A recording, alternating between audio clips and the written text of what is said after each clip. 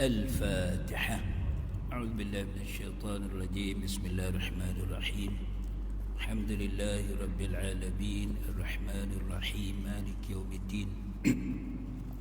إياك نعبد وإياك نستعين. اهدنا الصراط المستقيم صراط الذين أنعمت عليهم غير المغضوب عليهم ولا الضالين. آمين.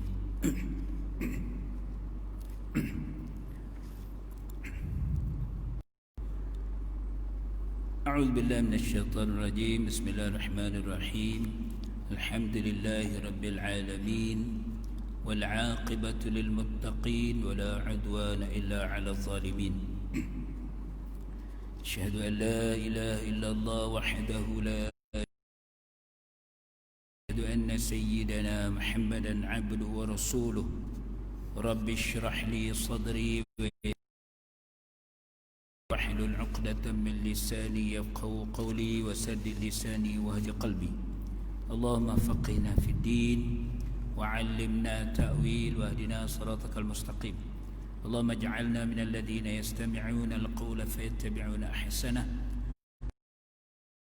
إلا ما علمتنا إنك أنت العليم الحكيم ولا حول ولا قوة إلا بالله العلي العظيم. أما بعد. Mursi dan ahli jawatankuasa masjid, tuan-tuan imam, tuan-tuan Bilal, tuan-tuan guru, tuan-tuan, puan-puan yang dikasihi sekalian, Assalamualaikum warahmatullahi wabarakatuh.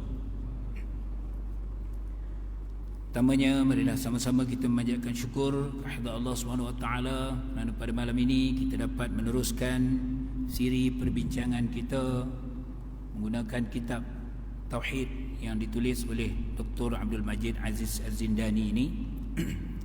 Dan saya mohon maaf dah beberapa kali tertangguh. Sebenarnya terlepas maklumat tu, terlepas pandang. Dan malam ini kita berpeluang untuk menyambung. Dan pada malam ini insya-Allah kita masuk ke fasal yang ketujuh, jilid yang pertama kitab ini, iaitulah kita hidup dalam lautan udara. Oleh kerana kitab Dr. Abdul Majid Aziz Az-Zindani ni dia bawa tauhid, kemudian dia sertakan bukti-bukti pembuktian sains. Jadi itu yang dia bawa dengan kehidupan dan juga saintifik. Kita hidup dalam lautan udara. Dan kaedah dia ditanya soalan, kemudian kita tolong jawab nanti, kemudian dia tolong jawab baliklah, insya-Allah. Tuan-tuan Apakah kepentingan udara dalam kehidupan kita? Kan? Hari-hari kita hirup udara ni kita tak sedar pun. Kita tidur, kita tak sedar. Dan kita tak tahu pun berapa banyak oksigen yang kita sedut, berapa banyak karbon dioksida yang kita rembeskan, kan? Tak tahu pun, kan? Tapi dia bukan nak beritahu berapa jumlah itu. Cuma dia nak bawa kita berfikir. Apakah kepentingan udara dalam kehidupan kita? Jawapannya, tutuplah hidung. Kan? Banyak ramai yang tutup hidung ni. Tutuplah hidung dan mulut untuk tempoh seminit atau 2 minit. Ketika itu kita akan mengetahui betapa pentingnya udara dalam kehidupan kita. Tak mampu tak mampu kita tutup hidung seminit ataupun 2 minit. Tutup betul-betul lah, tutup betul-betul, bukan tutup pakai ni mask ni. Tutup pakai mask ni boleh masih boleh bernafas kan. Tutup betul-betul hidung seminit ataupun 2 minit, tak mampu kita Kalau kita tutup tu, dia kata kita akan mengetahui betapa pentingnya udara dalam kehidupan kita.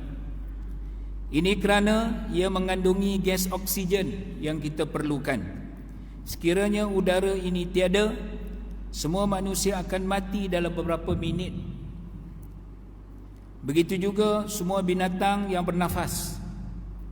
Fikirlah, adakah kita mampu hidup walaupun untuk beberapa minit sahaja tanpa nikmat udara yang dikurniakan oleh Allah Ta'ala kepada kita?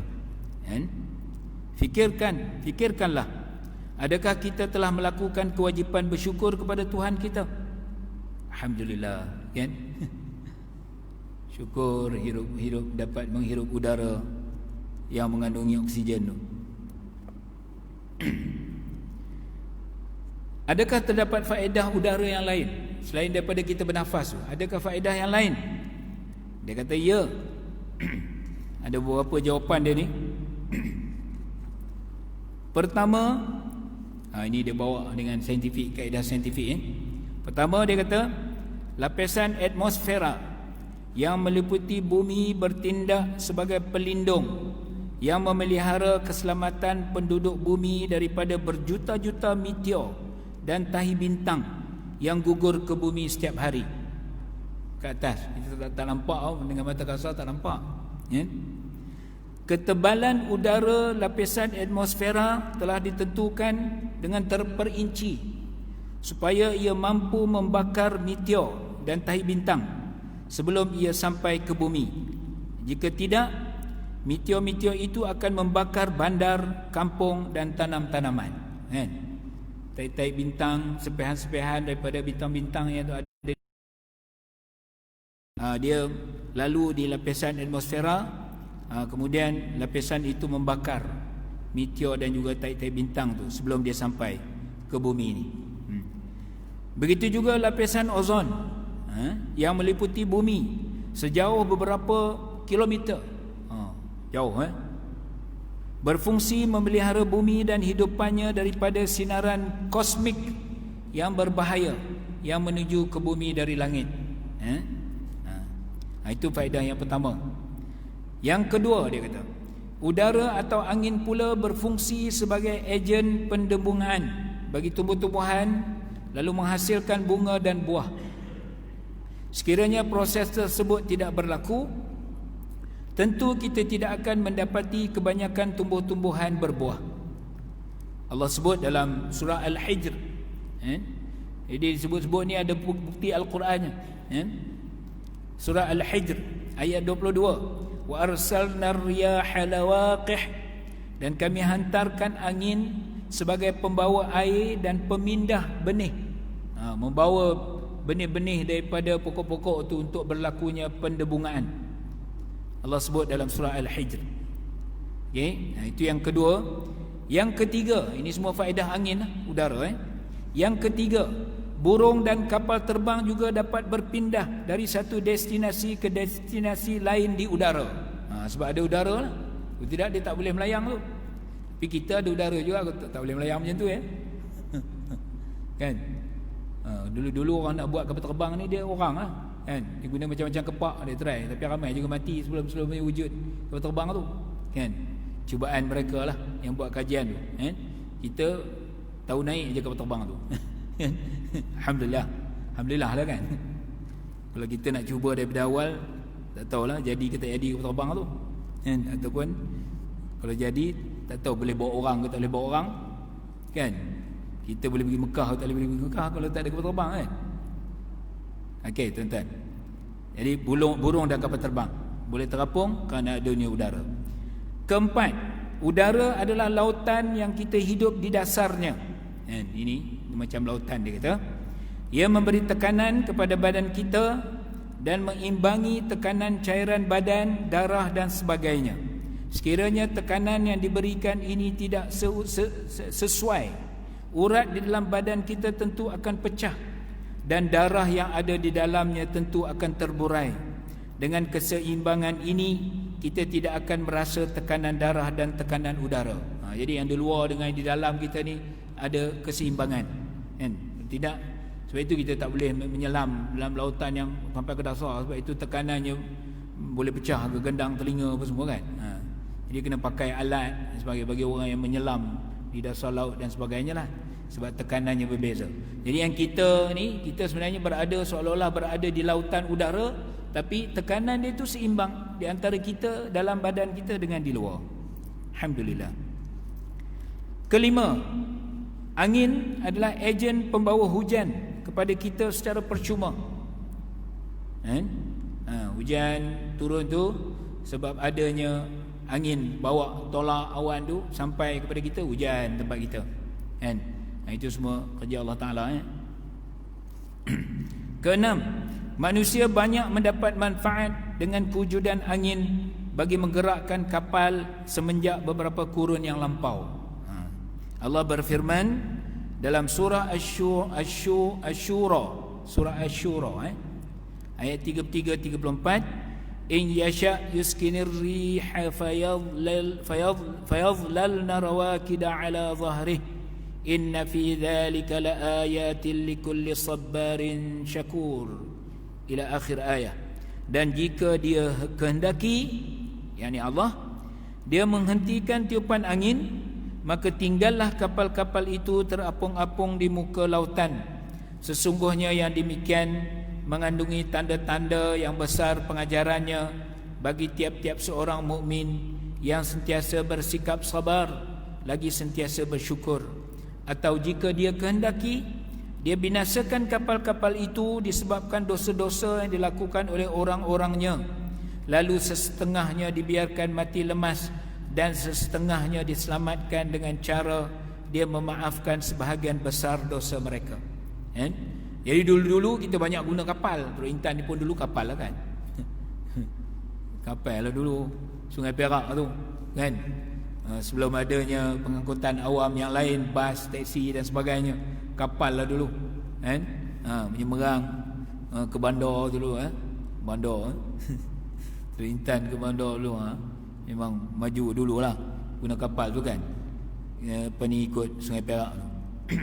Jadi dulu-dulunya memang kapal lah antara pengangkutan yang utama di banyak-banyak tempat seluruh dunia pun. Dan waktu adanya kapal itu, jadi kalaulah Allah tidak takdirkan adanya tiupan angin, kapal tu akan terhenti macam tu tak boleh bergerak. Maka sebab itu dia buat layar. Layar tu sebenarnya untuk dia berbantukan angin, dia boleh menggerakkan kapal tu. Allah sebut dalam beberapa ayat yang lain, juga Allah sebut lagi dalam surah Al-Jathiyah, inna fis samawati wal ardi laayatin lil mu'minin. Sesungguhnya pada langit dan bumi terdapat tanda-tanda yang membuktikan kekuasaan Allah bagi orang-orang beriman, dan pada kejadian diri kamu sendiri serta pada kejadian segala binatang yang dibiakkannya terdapat juga tanda-tanda yang membuktikan kekuasaan Allah bagi orang-orang yang meyakininya, dan pada pertukaran malam dan siang silih berganti, dan juga pada rezeki yang diturunkan oleh Allah dari langit, lalu dia hidupkan dengannya tumbuh-tumbuhan di bumi sesudah matinya, serta pada peredaran angin. Allah sebut pada peredaran angin. Semua itu mengandungi tanda-tanda yang membuktikan keesaan Allah, kekuasaannya, kebijaksanaannya serta keluasan rahmatnya bagi kaum yang mahu menggunakan akal fikiran. Itulah ayat-ayat penerangan Allah yang kami bacakan kepadamu, hai Muhammad, kerana menegakkan kebenaran. Maka dengan perkataan yang manakah lagi mereka hendak beriman sesudah penerangan Allah dan tanda-tanda kekuasaannya, sekiranya mereka tidak mahu memahami dan menelitinya. Surah Al-Jathiyah panjang. Jadi dalam surah Al-Jathiyah ni memang Allah sebut direct, wa tasrifir riyah, Allah menggerakkan angin, udara yang kita hidup di dalamnya ini.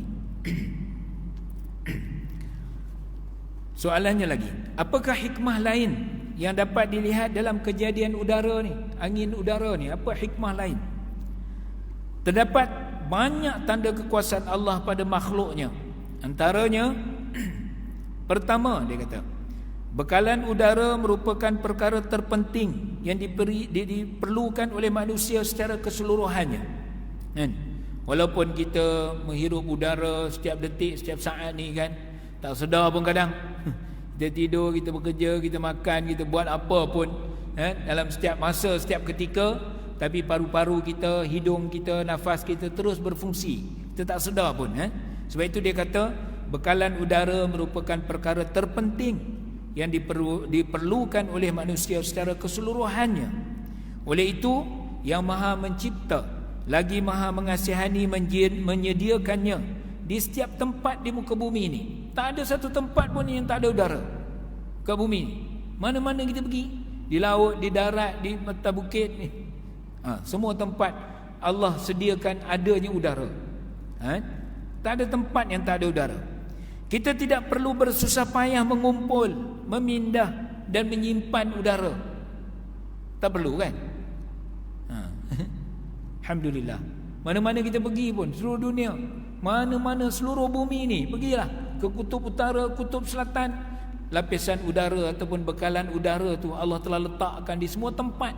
Tak ada satu tempat pun yang manusia tak boleh pergi oleh kerana tak ada udara di kawasan itu. Tak ada. Seluruh bumi ini. Itu yang pertama, bekalan udara. Yang kedua, sekiranya kita memerhatikan manusia, begitu juga haiwan yang sentiasa menyedut oksigen dan menukarkannya kepada karbon dioksida. Kita jangan pula merasa bimbang dan berkata, pengambilan oksigen secara berterusan akan menyebabkannya habis dalam waktu terdekat, dan pada masa itu kita akan mati. Banyak ramai orang guna oksigen ni dengan binatang ni, dengan tumbuh-tumbuhan kan. Tumbuh-tumbuhan pun dia guna oksigen juga pada waktu malam ni kan. Malam. Sebab itu pokok-pokok yang kita tanam dalam rumah kan, kita guna oksigen, dia pun perlu oksigen pada waktu malam. Siang hari waktu dia melakukan proses fotosintesis saja, dia memerlukan karbon dioksida tu untuk berlaku proses fotosintesis tu kan. Tapi selain daripada itu, pokok-pokok pun memerlukan oksigen juga kan. Tapi dia kata penulis ini, jangan kita bimbang, dia kata.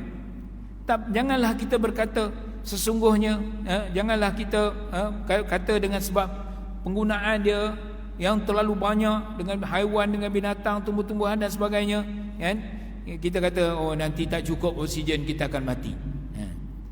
Janganlah berkata demikian. Sesungguhnya kita mempunyai Tuhan yang Maha Mengasihani, yang menggantikan kekurangan gas oksigen secara berterusan untuk kita. Kan? Allah yang jadikan semua makhluk, sama ada yang kecil daripada yang sekecil-kecilnya mikroorganisma sampailah kepada makhluk yang sebesar-besarnya, iaitu dengan perantaraan tumbuh-tumbuhan yang menggunakan karbon dioksida dan mengembalikan oksigen kepada haiwan dan manusia. Jadi bila berlaku proses fotosintesis tu, jadi dia merembeskan oksigen kan. Dia merembeskan oksigen, dia menyedut karbon dioksida. Ketika itu berlakunya pertukaran. Itu semua urusan Allah Ta'ala lah kan? Semua Allah yang menguruskannya kan? Siang-siang hari itu, ketika pokok tumbuh-tumbuhan hijau melakukan proses fotosintesis, dia menghirup karbon dioksida. Ketika itu dia merembeskan oksigen kan? Semua itu Allah punya urusan kan? Jadi itu adalah merupakan sunnatullah yang memang Allah lakukan prosesnya daripada awal lagi kewujudan bumi ini dan semua makhluk yang terdapat di dalamnya sampailah kepada hari kiamat.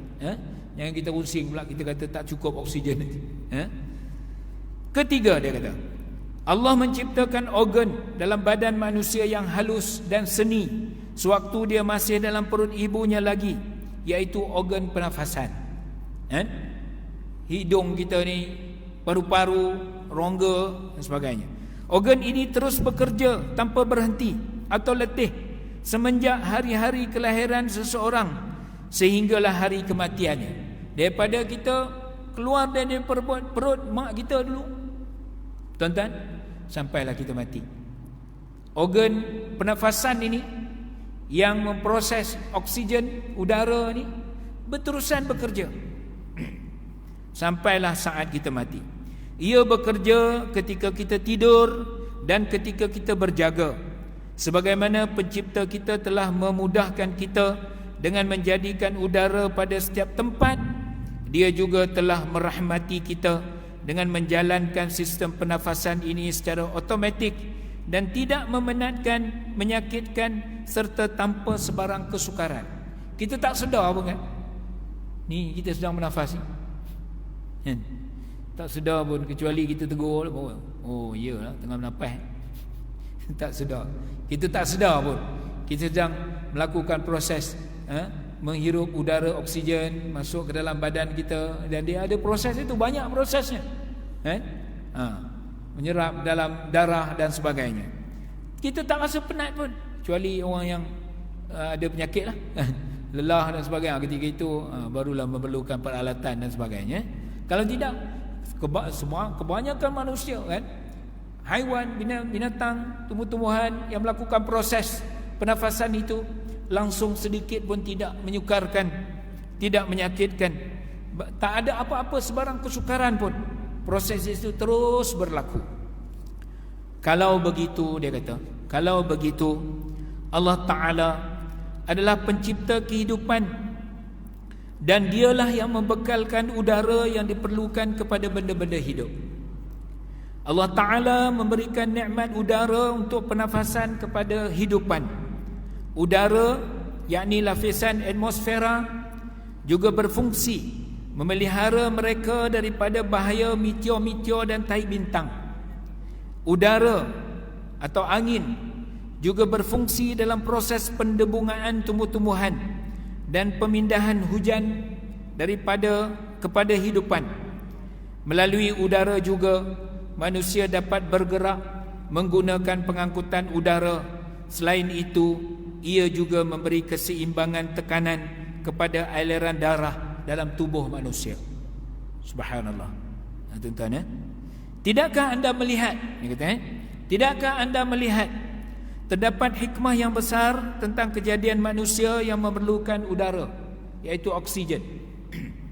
Kerana hikmah inilah Allah Ta'ala telah mencipta udara yang sesuai kepada manusia untuk meneruskan kehidupannya dan menyediakannya dengan jumlah yang banyak. Sangat banyak seluruh kawasan yang adanya hidupan yang memerlukan udara ni, maka adalah udara. Penetapan ketebalan udara oleh Yang Maha Mencipta lagi Yang Maha Bijaksana menyebabkannya berupaya membakar meteor-meteor dan tahi bintang sebelum ia sampai ke bumi. Itu udara yang terdapat di lapisan atmosfera. Ada peranan dia. Ia juga dapat memberi tekanan udara yang sesuai, iaitu yang sama dengan tekanan cairan dan darah dalam badan manusia. Melaluinya juga kapal terbang dapat terbang dengan mudah. Pergerakan angin juga berfungsi melakukan proses pendebungaan tumbuhan, menggerakkan awan dan memindahkannya ke kawasan pedalaman, serta menggerakkan kapal-kapal pelayaran sejak dari dahulu lagi. Kuantiti udara yang dibekalkan untuk hidupan pada setiap tempat di bumi adalah sentiasa mencukupi. Terdapat keseimbangan yang tepat dan telah ditetapkan antara kandungan oksigen dan karbon dioksida dalam udara. Sistem pernafasan yang dicipta dapat beroperasi tanpa berhenti, teratur serta tidak membebankan, oleh kerana ia berfungsi secara automatik. Kan? Kita ni berfungsi menghirup, merembeskan karbon dioksida, kan? Secara automatik, itu tak sedar. Tak ada sebarang tindakan daripada kita lah, secara sengaja ataupun tak sengaja, tak ada. Dia terus menerus saja. Kita hirup, kita lepaskan, kita hirup, lepaskan berterusan setiap saat, setiap ketika. Itu sebab itu dia kata secara automatik tu. Secara automatik. Ia tidak membebankan manusia sama ada ketika tidur atau sedar. Siapakah pemilik hikmah kebijaksanaan yang besar ini? Ketentuan yang tiada tandingan, sistem yang canggih, keseimbangan yang tepat dan susunan yang menakjubkan ini. Keperluan kita, keadaan yang berlaku di sekeliling kita, keperluan tumbuh-tumbuhan, binatang, haiwan dan sebagainya, keperluan planet-planet dan sebagainya itu secara seimbang dan tersusun ini. Siapa dia kata? Adakah pemiliknya berhala yang tidak mendengar, tidak melihat, tidak memberi manfaat, tidak memberi mudarat dan tidak memiliki kekuasaan dan kekuatan? Dah tentu tidak, kita jawab kan? Adakah pemiliknya kudrat alam, nature, yang tuli, lagi buta dan kaku, yang tidak memiliki apa-apa hikmah dan kehendak? Setengah-setengah orang etis ni kan, memang dia kepercayaan dia pada nature ni terlalu kuat, oleh kerana dia tak percaya dengan Tuhan. Lalu dia telah seolah-olah memindahkan kuasa Tuhan tu kepada alam. Alam semula jadi etis. Etis tengah berkembang juga di Malaysia ni. Wal'iyadzubillah. Ada juga orang Melayu yang ramai juga berfikiran, bukan ramai, maknanya jumlah tu dah makin bertambah. Jadi bahaya. Oleh kerana sains dan teknologi ni begitu berkembang pesat dan sebagainya, setengah-setengah manusia ni oleh kerana dia bongkak dan sombong, dengan keupayaan pemikiran dia dan sebagainya, mungkin dia rasa dia terlalu cerdik, lalu dia telah sombong kepada Tuhan sebahagiannya, etis. Bila dia tidak percaya kepada Tuhan, maka dia letakkan kuasa Tuhan tu pada alam, nature. Jadi seolah-olah nature tu ada kuasa. Ini dia kata ni, kan? Kudrat alam, nature, yang tuli, buta, kaku, alam, yang tidak memiliki apa-apa hikmah dan kehendak. Alam ni tak ada kehendak, tak ada apa-apa hikmah, kan? Alam itu secara sendirinya, kan? Adakah pemiliknya ketidakwujudan yang tidak dapat melakukan sesuatu? Tak tahu. Tak tahu apa dia. Oleh kerana tak percaya dengan Tuhan, kan? Maka dia letakkan kepada semula jadi. Alam ni jadi dengan sendirinya. Dia sendiri jadi dengan sendirinya agaknya. Bila jadi sendiri, tak ada mak, tak ada bapak, tiba-tiba aja ada. Kan? Okey. Ini sebab itu golongan etis ni, daripada dulu lagi, golongan mulhid, Imam Abu Hanifah pernah berdialog dengan etis tu, yang ditamparnya, kan? Itu etis tu, mulhid, etis, yang bila dia nak berbahas tu kan, yang dia datang lambat, kemudian dia kata, saya tadi nampak pokok tumbang, kemudian dia terbelah menjadi papan tu kemudian jadi, itu Imam Abu Hanifah, kan? Bila dia sampai pada etis tu kan, itu mulhid. Jadi golongan etis ni lama dah, dulu pun dah ada dah mulhid, golongan-golongan etis. Sekarang dah mula berkembang balik. Jadi mereka tidak, oleh kerana mereka tidak ada kepercayaan kepada Tuhan, maka diletakkan, dipindahkan kuasa-kuasa itu kepada nature, pada alam semula jadi dan sebagainya. Atau adakah hikmah yang nyata dapat disaksikan, ketentuan yang tiada tandingan, peraturan yang canggih, keseimbangan yang tepat dan susunan yang menakjubkan ini semuanya menjadi bukti bagi setiap orang yang berakal bahawa Tuhan yang Maha Bijaksana, Al-Hakim, yang Maha Mencipta, Al-Khaliq, yang Maha Menghendaki, Al-Qadir, yang amat mendalam pengetahuannya, Al-Khabir, yang Maha Melihat, Al-Basir, yang Maha Mengadakan lagi yang Maha Mengasihani, Al-Musawwir, Al-Rahman, dan adalah pencipta udara yang meliputi bumi kita ini dengan ketentuan yang bijaksana dan penciptaan yang halus. Dia bukanlah makhluk yang dapat dilihat ini, dia adalah Allah Subhanahu wa ta'ala. Jadi banyak daripada pembincangan kita ini, banyak sifat-sifat Allah yang kita sebut. Al-Hakim, Al-Khabir, Al-Musawwir, Al-Khaliq, Al-Karim, Ar-Rahman, Ar-Rahim, Maha Pengasih, Maha Penyayang, Ar-Razzaq, Maha Pemberi rezeki. Jadi kalaulah Allah nak charge udara yang kita sedut ni, cubalah kira. Kita pun tak tahu berapa banyak dah aku sedut daripada kita hidup, daripada kita lahir daripada perut ibu sampai saat ini, kita pun tak tahu entah berapa banyak juta, bilion udara. Boleh kira pun tak mampu nak kira, apa lagi nak bayar? Tuan-tuan, kira pun tak boleh nak kira, apa lagi nak bayar? Kan? Sehari kita boleh kira tak berapa banyak udara, oksigen yang kita sedut secara percuma, kan? Alat yang digunakan hospital tu mahal. Alatnya orang yang lelah-lelah ada kan, mahal harga alat tu. Kan? Alat tu pun dia bukan, dia hanya memindahkan oksigen tu ke dalam tong, kemudian tolak balik masuk kan. Tolak ke dalam badan kan. Dia bukan mencipta oksigen pula. Alat tu bukan mencipta oksigen kan. Dia bukan mencipta daripada kosong, tak. Dia ada udara tu, dia proses, kemudian dia tolak. Dia tukang tolak aja sebenarnya. Tolak masuk ke dalam badan bagi yang ada masalah lelah dan sebagainya kan. Alat tu berapa harganya alat tu? Tuan-tuan, kan? Alat tu bukan mencipta oksigen tu alat tu. Alat tu hanya mengumpul dan tolak balik, kan? Kan tuan-tuan? Alat tu berapa dah harga?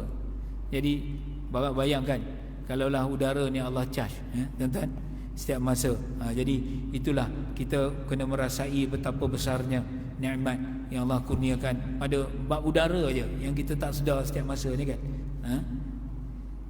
Okey tuan-tuan, itu fasal yang ketujuh yang berbincangkan tentang kepentingan udara kepada kita, yang ianya direkodkan oleh Allah SWT dalam banyak ayat, dalam banyak ayat dalam Al-Quran, untuk kita terus meyakini dan meletakkan keyakinan kita kepada Allah SWT. Boleh tuan-tuan? Kita sambung lagi fasal yang ke-8. Selepas kita membincangkan udara yang juga panjang lebar, kita sambung lagi berkaitan dengan kediaman dan kedamaian. Kediaman dan kedamaian, fasal yang ke-8. Firman Allah Subhanahu Wa Taala. Dia kata apa makna firman Allah ni? Tuan-tuan dengar surah An-Nahl ayat 80. Wallahu ja'ala lakum min buyutikum sakana. Apa makna firman Allah ini? Wallahu ja'ala lakum min buyutikum sakana. Dan Allah menjadikan rumah-rumahmu untuk tempat tinggalmu. Allah menjadikan rumah-rumahmu untuk tempat tinggalmu. Dia kata apa makna ayat ni? Soalan dia. Soalan daripada penulis kitab ni. Apa makna ayat ni? Allah menjadikan bagi kamu daripada rumah-rumah kamu tu tempat tinggal bagi kamu. Jawapan dia tolong jawab kepada kita.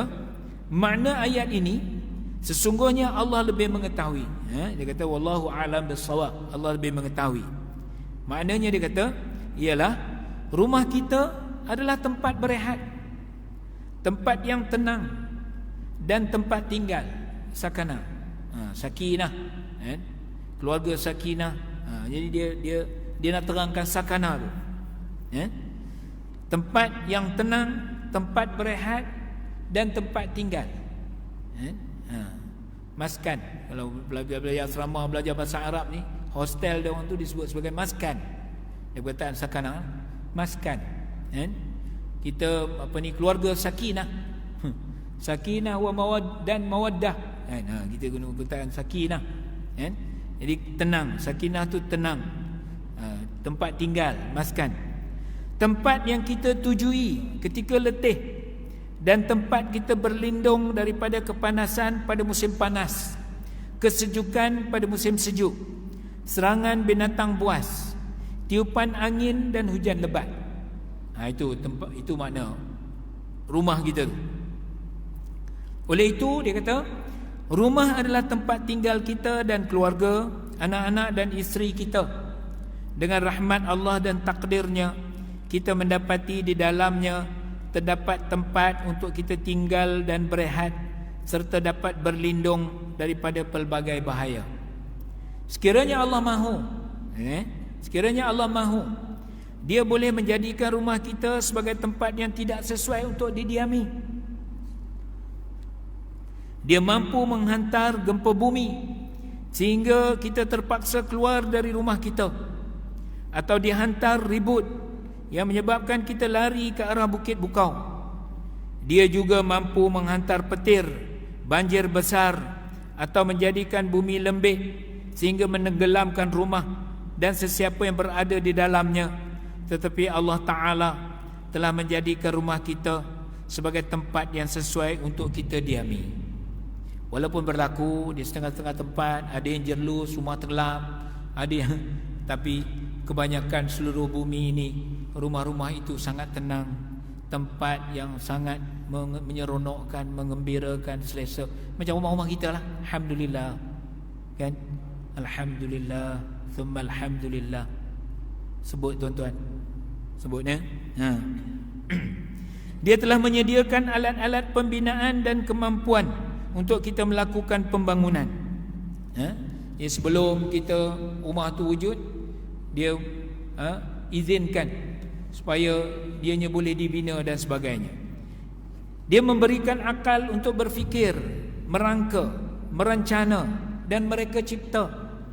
Dia memberikan kita penglihatan untuk melihat, pendengaran untuk mendengar, dan mampu mengumpul kepakaran serta pengalaman.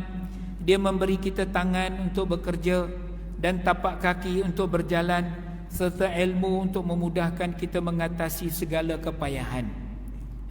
Proses kita untuk pergi bina, berfikir, merangka, lukis plan dan sebagainya, semua yang menyebabkan kita sangat seronok rumah kita tu. Dia memudahkan kita mendapatkan bahan binaan dan menundukkannya kepada kita. Kalau kayu, pokok-pokok besar apa semua tu sampai juga ke rumah kita untuk digunakan. Dulu guna kayu kan, kayu balak, kayu jati, semua sampai ke rumah kita. Orang yang menggunakan kayu jati dulu, rumahnya dibina dengan tiang jati dan sebagainya. Pokok tu besar, duduk dalam hutan, tapi dia tundukkan pokok tu untuk dia mengizinkan pokok tu sampai ke rumah kita. Hari ni batu bata, besi tu datang daripada mana tuan-tuan? Dia izinkan, dia tundukkan besi tu sampai ke rumah kita.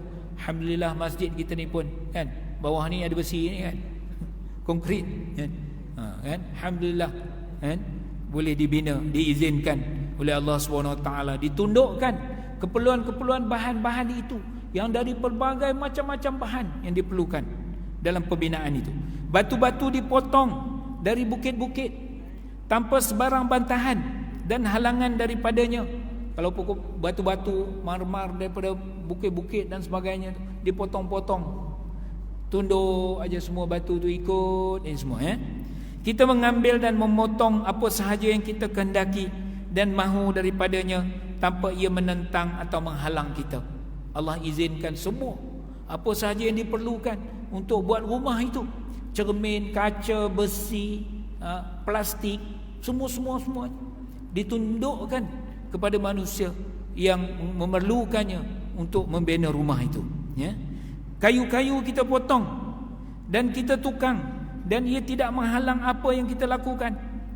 Begitu juga tanah, besi dan seumpamanya, semuanya ditundukkan kepada kita dan mereka menyerah diri untuk kegunaan kita dengan perintah Tuhan.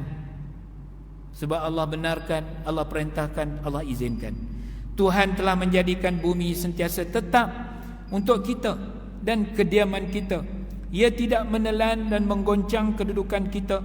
Putaran bumi juga tidak mencampakkan kita dan rumah kita ke ruang angkasa. Bumi bergerak laju ni, tapi rumah kita tetap aja terpacak ataupun terikat kuat atas bumi. Bumi yang bergerak laju 30 km sesaat ni, tak pernah pula rumah kita terpelanting dengan kita terpelanting. Masih lagi terpacak kuat. Putaran bumi tidak mencampakkan kita dan rumah kita ke ruang angkasa. Allah Ta'ala telah menjadikan tarikan graviti pada bumi yang menghalang putaran bumi daripada mencampakkan kita ke ruang udara. Allah berfirman dalam surah Al-Mu'min, Allahul ladzi ja'ala lakumul arda qarara. Allah telah menjadikan bumi buat kamu untuk tempat tinggal yang tetap. Wallahu alam tuan-tuan. Moga-moga selagi kita diberikan keizinan oleh Allah SWT untuk kita tinggal di rumah kita yang sangat selesa, yang sangat menenangkan ini, kita penuhkanlah dengan aktiviti yang merapatkan kita lagi dengan Allah Subhanahu wa taala. Okey tuan-tuan, kita berhenti setakat tu. Isyak dah. Kan? Rasanya tak ada soalan kot. Tuan-tuan, faham semua? Mudah-mudahan kita diberikan lagi bertambahnya iman dan keyakinan kita kepada Allah SWT, rendah diri, tunduk, khuduk dengan Allah Subhanahu wa taala kerana nikmat yang terlalu banyak ini kurniakan kepada kita tuan-tuan, insya-Allah. Ya tuan-tuan, ada soalan? Tak ada ya? Tuan-tuan faham semua insya-Allah. Mudah je pun kan. Mudah, kita belajar lama dah tentang benda-benda ni. Cuma kita nak kaitkan dengan Allah Subhanahu wa taala, dengan nikmat Allah yang begitu besar kepada kita, insya-Allah tuan-tuan ya. Jadi saya mohon maaf yang baik itu daripada Allah SWT. Saya silap kelemahan diri saya sendiri, saya mohon ampunan daripada Allah SWT. Kita akhiri dengan surah Al-Asri. Bismillahirrahmanirrahim. Wal 'asr innal insana lafi khusr illa alladhina amanu wa 'amilus salihat tawassaw bil haqqi wa tawassaw bis sabr. Billahi taufiq wal hidayah. Assalamu alaikum warahmatullahi wabarakatuh. Insyaallah.